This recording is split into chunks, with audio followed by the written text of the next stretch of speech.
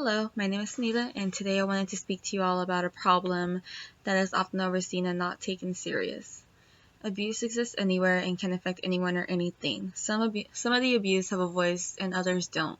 For those without a voice, need a voice that can be spoken for them to raise awareness. Today I'm going to inform you about animal abuse and the few forms of abuse such as breeding for profit, dogfighting, and animal testing.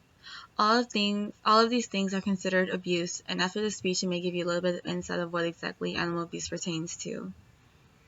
Every year, thousands of animals suffer and die from abuse. Some forms of abuse are easier noticed than others. Some animal dies at the own hands of their owners due to sheer neglect and carelessness. Some dog breeders are an example of this. There are people who own dogs for the means of profit rather than love and companionship. In the US alone, there are thousands of puppy mills. These puppy mills are basically a warehouse for mass production of dogs, specifically full-breed dogs. Here, dogs are treated poorly and only receive the minimum needed for them to reproduce. According to Animal Rescue Corps, quote, hundreds, sometimes thousands of dogs per facility live in overcrowded, unsanitary cages without sufficient food, grooming, water, socialization, or veterinary care, and therefore they are frequently suffer a multitude of social, emotional, and physical conditions, including genetic disorders and deformities, end quote. Not only are the conditions provided for these dogs are unsafe in these puppy mills, but they also practice unsafe breeding as well. Referencing back to Animal Rescue Corps, quote, female dogs are commonly bred before it is safe to do so because the earlier they start, the more puppies they will produce, and the drugs given to the dogs can cause extreme pain and serious side effects, end quote. The sad thing about this is breeders do not care about the well-being or health of dogs. They're just in it for the money. As long as the dogs are alive and reproducing, then they see it as being okay because they're making money off of it. Another form of animal abuse involves dogfighting. Not only is dogfighting illegal, but it's cruel. It really takes someone with no remorse to watch dogs engage in such violent altercations and enjoy it. According to the Humane Society, quote, the injuries inflicted and sustained by dogs participating in dogfights are frequently severe, even fatal, end quote. If a dog even makes it out during a dogfight, they're not cared for medically. They are used as bait or practice for other dogs to stick on. Oftentimes, the owners put the injured dogs to death themselves. There are even times that suffering dogs are just left to dead for hours. In reference to the Humane Society, quote, dogs lived in these events often die of blood loss, shock, dehydration, exhaustion, or infection hours or even days after the fight, end quote.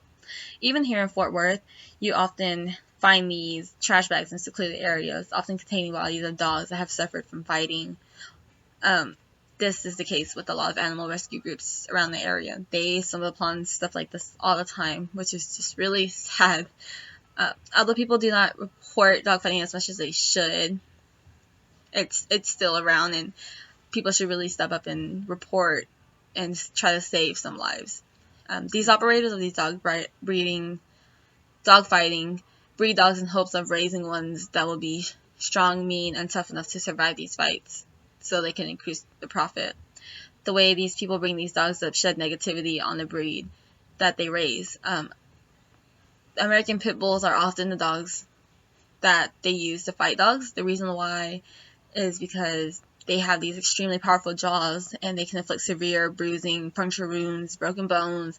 They lock their jaws and they're just overall really strong dogs. Which is sad because in our earlier days, Pit Bulls were actually once seen as the babysitter dogs. People left them at home with their babies while they were out. And now these dogs are deemed as evil dogs when they once were protectors.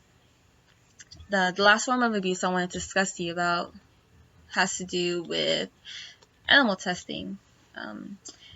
Oftentimes people don't really hear much about animal testing because it's done kind of behind the closed doors.